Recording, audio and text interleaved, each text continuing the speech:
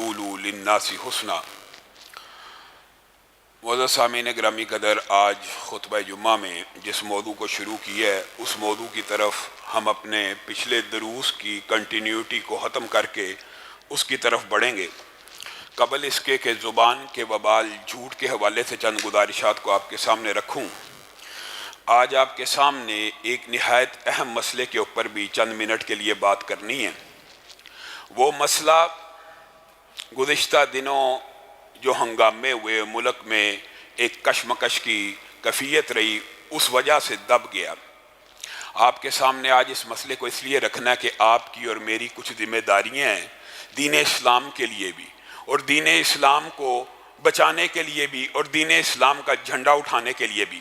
ہمارے پاکستان کے اندر گزشتہ کئی برس سے یہ کوشش ہو رہی ہے کہ پاکستان کے نصاب کو سیکولر بنا دیا جائے اور دین اور اسلام اور مذہب کو اس دیش سے نکالا دے دیا جائے، اور اس کو دیش نکالا دے دیا جائے، اور سلیبس اور نصاب سے بھی اسلام کی جتنی تعلیمات ہیں ان کو محو کر دیا جائے۔ کبھی یہ نعرے پرویز مشرف کے دور میں لگا کرتے تھے، کبھی اس کے حوالے سے اقلیتی کمیشن سامنے آئے، اور آج دکھ اور افسوس کے ساتھ آپ کو یہ بات میں بتلا رہا ہوں کہ اقلیتی کمیشن نے، جو کمیشن بھی اقلیتی کمیشن ہے، اس نے سپریم کورٹ کے 2014 کے کمیشن کے حوالے سے یہ گزارشات اور تحفظات اب پیش کیے ہیں حکومت کو، اور انہوں نے اپیل کی ہے کہ اسلامیات کے نصاب کے علاوہ، اسلامیات کے نصاب کے علاوہ یعنی اسلامیات کے سبجیکٹ کے علاوہ جس سبجیکٹ میں رسول اللہ صلی اللہ علیہ وسلم کے بارے میں، خلفائے راشدین کے بارے میں، اسلام کے بارے میں کوئی لٹریچر موجود ہے، سب کو نکال باہر کیا جائے۔ اور دکھ اور افسوس کی بات ہے، وہ عقل کے اندھوں کو انہوں نے اس سفارش کو قبول بھی کیا اور امپلیمنٹ کرنے کی بھی کوشش شروع کر دی۔ یہ تو اللہ کا شکر ہے کہ علماء دین ابھی اس معاشرے میں ہیں، اور میں خراج تحسین پیش کرنا چاہتا ہوں پرویز الہی کو بھی اور ان کے بیٹے کو بھی، کہ جب بھی کوئی ایسی بات آتی ہے ہمیشہ دینداروں کا ساتھ دیتے ہیں اور اسمبلی میں تحریک التوا لے آتے ہیں۔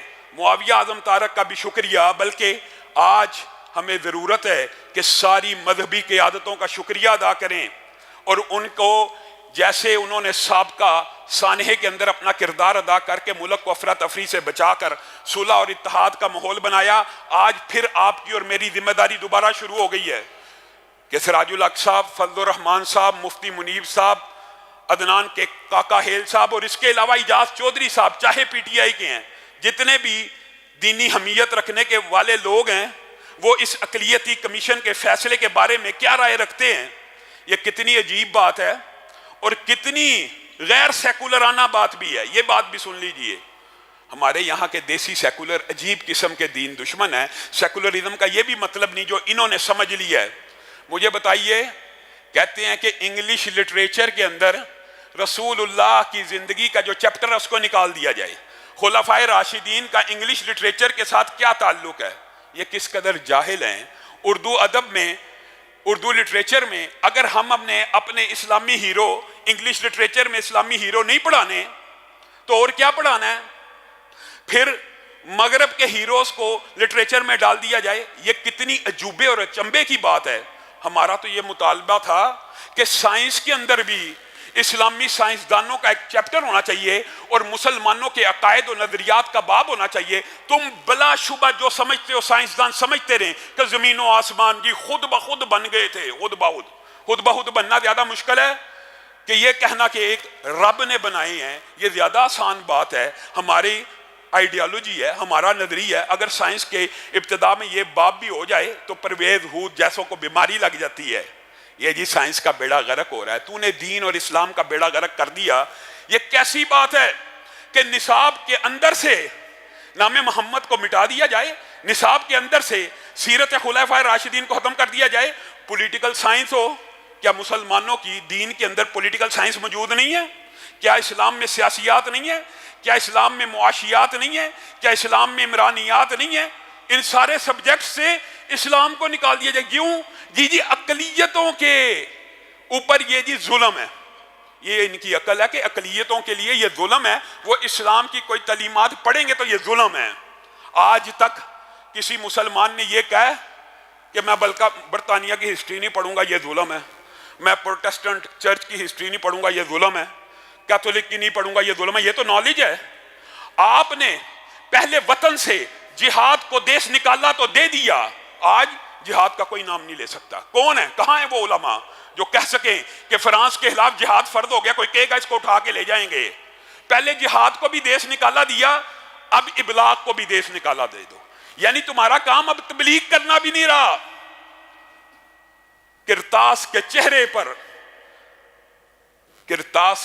پر ایک لفظ لکھا میں نے، اس لفظ کی خوشبو سے کرتاس معطر ہے، اس لفظ کی خوشبو سے کرتاس معطر ہے، اس نام کی کرنوں سے ہر چیز منور ہے، وہ نام مکمل ہے، وہ نام محمد ہے صلی اللہ علیہ وسلم۔ کیا اس نام کو مٹا دیا جائے؟ حضرت علی نے کہا تھا رسول اللہ آپ مجھے کہتے ہیں میں یہ نام کاٹ دوں، میں نہیں کاٹ سکتا، ہم اس نام کو مٹا دیں نصاب سے۔ آپ ہمیں کیا درس دینا چاہتے ہیں خان صاحب؟ خدا کا واسطہ، کبھی آسیہ ملونہ سے آپ نے اپنے سفر کا آغاز کیا، پھر سپریم کورٹ کے اوپر ڈال دیتے ہیں۔ اب یہ اقلیتی کمیشن کے اوپر بات اٹھے گی، یہ جی عدالت کا فیصلہ ہے، حکمران اندھے ہو گئے ہیں، نصاب کے اندر سے اسلام یہ دیکھیں یہ کیسی عقل ہے کہ ہم اگر عیسائیوں کو خلفائے راشدین کی انگلش لٹریچر میں سیرت پڑھا دیں گے تو ان کے اوپر جبر کریں گے کہ اسلام قبول کرو۔ کیا کبھی کسی ٹیچر نے یہ عیسائی کو کہا ہے کہ اسلام قبول کرو؟ وہ پڑھا رہا ہے، اس کی مرضی ہے، اسلام قبول کرنا چاہتا ہے کر لے، نہیں کرنا چاہتا نہ کرے۔ آپ اب تبلیغ کے رستے میں بھی رکاوٹیں ڈال رہے ہیں، کبھی قادیانی مشیر، کبھی وقف املاک بل، کبھی نئے نئے وفاق۔ کس طرح آپ اسلام پسندوں کا اس وطن میں جینا حرام کر رہے ہیں؟ گویا آپ اپنی ترجیحات عوام کو بتلا رہے ہیں کہ ہماری یہ ترجیحات ہیں۔ اب سلیبس کے اندر اسلامیات کے علاوہ نہ رسول اللہ کا نام ہوگا، نہ خلفائے راشدین کا نام ہوگا۔ بتائیے کتنے سبجیکٹس ہیں جس میں اسلام پسندوں کی اور مسلمان سائنسدانوں کی۔ اور اب مجھے بتائیے ایک سبجیکٹ پولیٹیکل سائنس ہے، کیا ابن خلدون کے بغیر یہ مکمل ہے؟ کیا خلافت راشدہ کے بغیر یہ مکمل ہے؟ پولیٹیکل سائنس کی بنیاد جن خلفاء نے ڈالی، کیا ان کے بغیر یہ سبجیکٹ مکمل ہو سکتا ہے؟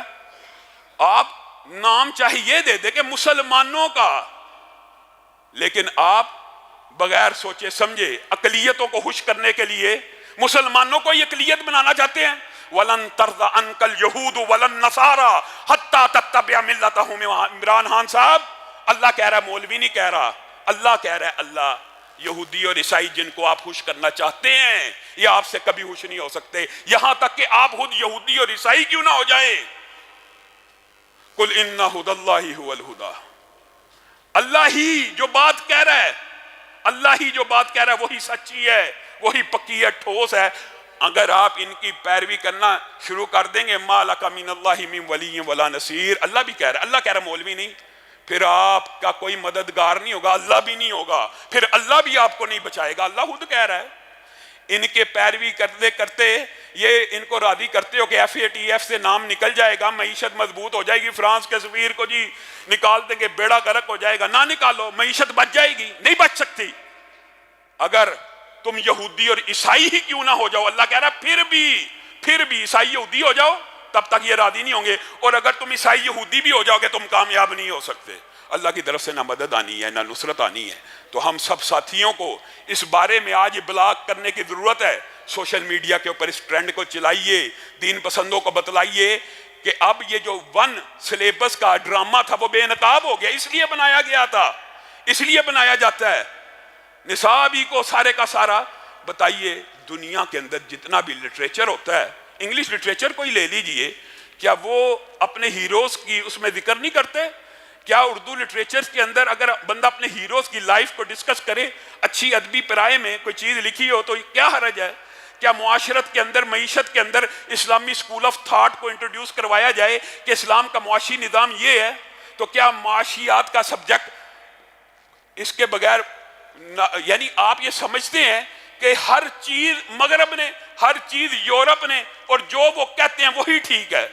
ہم تو یہ کہتے ہیں سائنس کے اندر بھی آپ کو یہ سبجیکٹ رکھنا چاہیے کہ مسلمان سائنس کو کیسے دیکھتے ہیں، اور مسلمانوں کے نزدیک زمین و آسمان کا خالق مالک اللہ ہے۔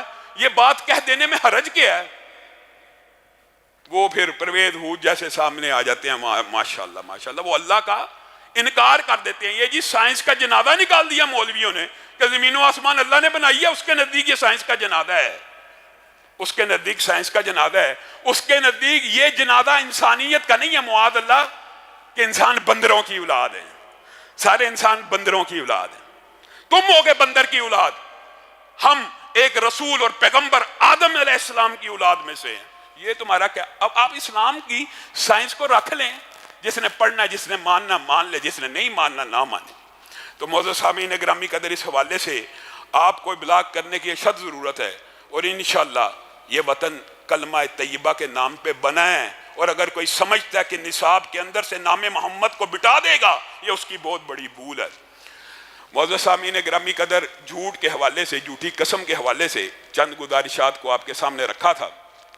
وہ تو کاروبار کے اعتبار سے جھوٹ بول کر کمائی کرنے کے حوالے سے اس کی وعیدیں تھیں۔ آج آپ کے سامنے جھوٹ کی جو عام قسمیں ہمارے معاشرے میں معروف ہیں، اس حوالے سے چند گزارشات کو رکھنا ہے، اور آپ نے اور میں نے جیسے ہر روز رمضان میں ہم یہ ارادہ کر رہے ہیں، ہر درس میں، کہ آج یہ نیکی اختیار کرنی ہے، آج اس گناہ کو چھوڑنا ہے، ارادہ کرنا ہے بس۔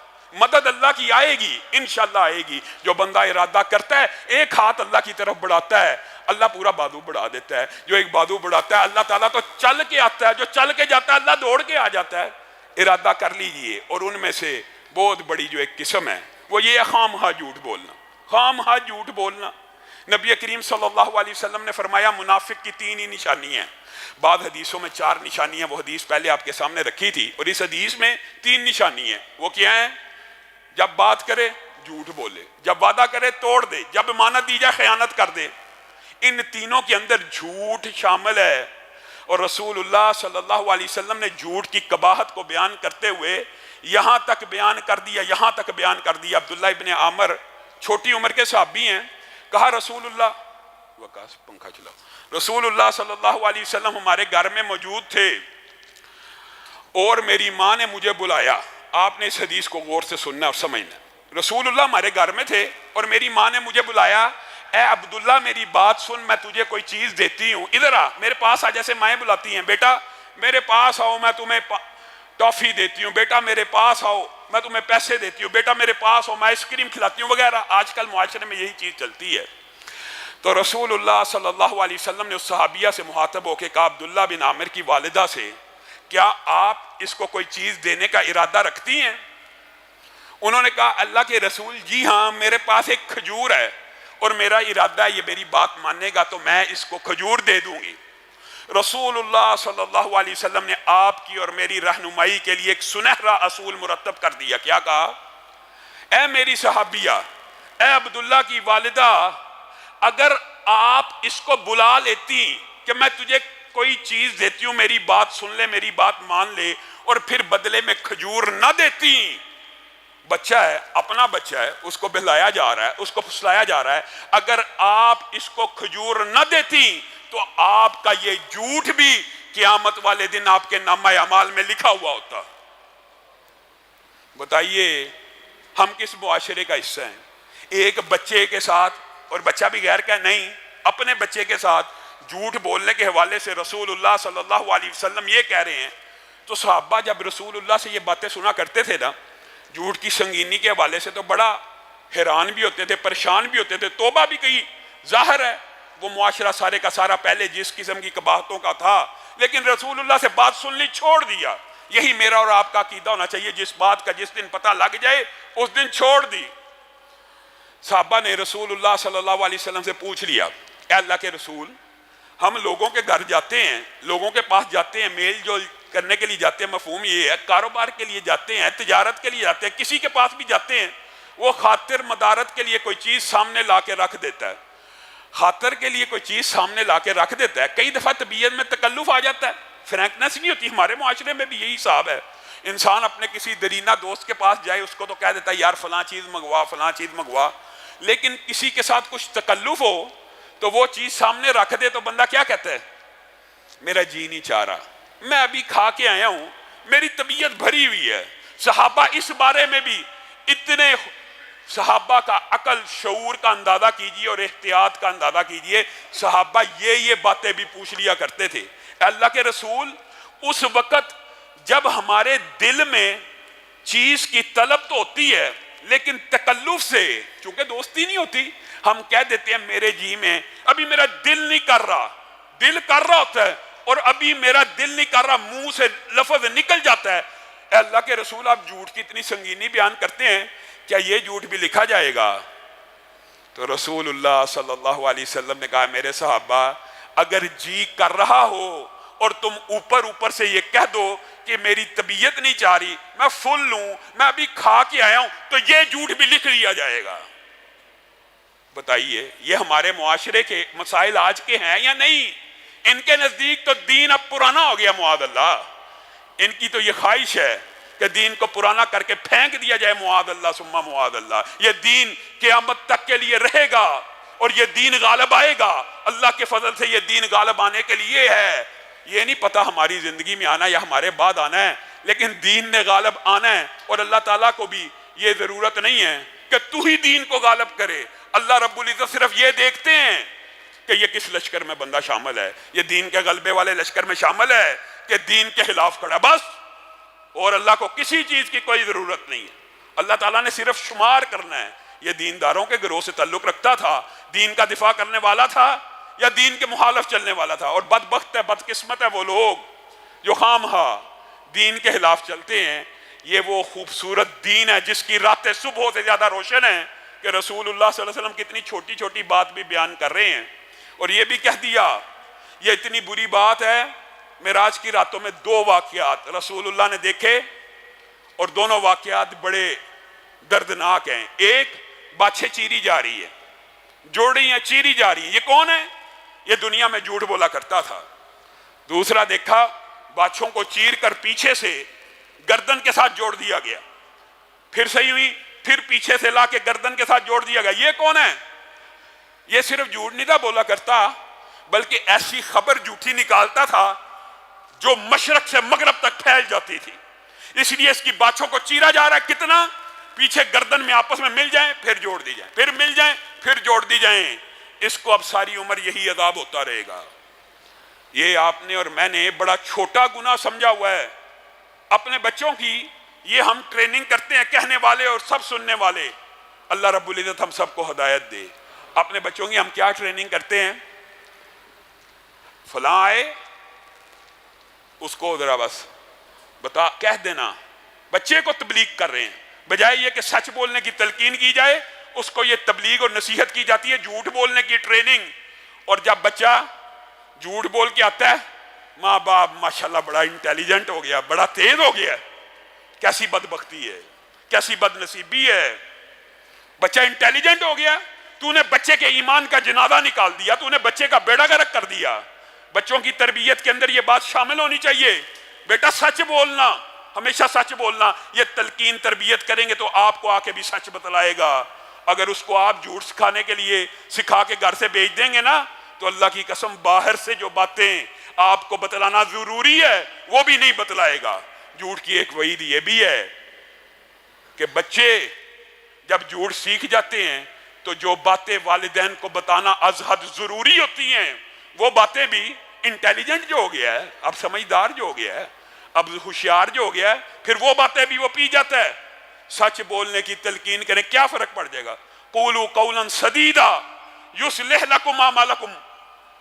میرے بھائیو, اللہ تعالیٰ قرآن پاک میں متقیوں کو, مومنوں کو یہ بات کہہ رہا ہے, اے ایمان والو اللہ سے ڈر جاؤ. وقولوا قولا سدیدا یصلح لکم اعمالکم. بات سیدھی اور سچی کر دیا کرو. جو معاملہ تم سمجھتے ہو نا کہ جھوٹ بولنے سے بچ جاؤ گے اور سچ بولو گے تو بگڑ جائیں گے, یہ شیطانی وسوسہ دماغ سے نکل جائے نا, آج ہی آپ کی اور میرے دماغ میں یہ کلیہ قاعدہ پکا ہو جائے تو ہر بندہ جھوٹ بولنا چھوڑ دے. کیا ہم یہ سمجھتے ہیں کہ جھوٹ سے معاملات سیدھے ہوتے ہیں؟ اللہ کہتا ہے سچ سے معاملات سیدھے ہوتے ہیں. شیطان تمہیں فقر و فاقے کا خوف دلاتا ہے, اللہ تمہیں کہتا کہ میں مال کو بڑھاؤں گا صدقہ کرنے سے.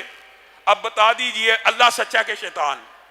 اللہ کی بات سچی ہے. اگر بات سیدھی سچی کر دو گے وقتی طور پہ تمہیں لگے گا کہ فلاں بندے کا دل دکھ گیا ہے, فلاں بندے کے ساتھ کچھ معاملہ صحیح نہیں ہو سکا وقتی طور پہ, لیکن اس سچ کی اتنی برکت ہوگی اللہ تعالیٰ تمہارے مستقبل کے سارے معاملات کو درست کر دے گا.